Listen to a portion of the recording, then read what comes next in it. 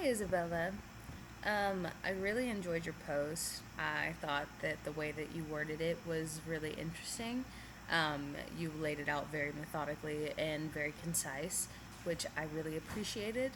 Um, some of the issues of abuse and circumstantial means to break confidentiality that you mentioned in your post brought up some different topics in my mind, but then also something that you touched on was reasonable suspicion, which I think is a very, very, very important topic to know in this profession.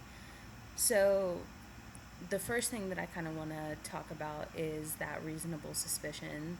So, having the well established rapport with a client, you'll be able to watch them and monitor them and see, how their demeanor is, their cadence, all of this stuff. You can hear about their patterns of behavior when they're not with you and how their interactions are going.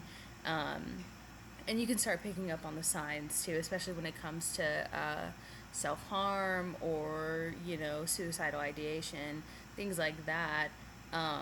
Abuse can be different, right? Abuse can be different. It can be sprung on you, especially if you're dealing with somebody who has more of a narcissistic personality or borderline or things like that, to where um, borderline, you would expect that kind of erratic behavior sometimes. However, um, narcissistic personalities, they have a tendency to hide things more. But that obviously is going to be within the niche of your profession. Um, but leaning on that past established rapport is going to be so vital to having that well established reasonable suspicion, and then to searching that out with colleagues and your network and things like that to ensure that you're you know doing the due process that's needed for the best intentions of the client, right?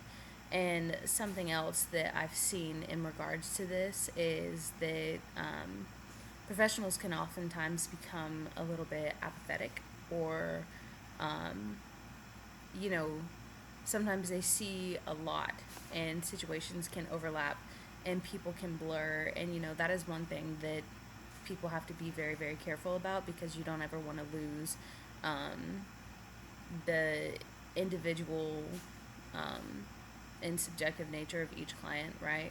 And that's something that I think is on every single professional to take special care of, and that goes into like self care and making sure that you're maintaining that integrity on your end. Um, but when you have you know watched over that, and you know that you're doing your due diligence, and you know that this is something that is well within the means of reasonable suspicion, I think it can make that process of taking that leap and kind of breaking that confidentiality a little bit easier, because you know that you are doing it from the right place and for the with the best intentions of the client in mind. Um, but yeah, and so I really enjoyed your post. So thank you.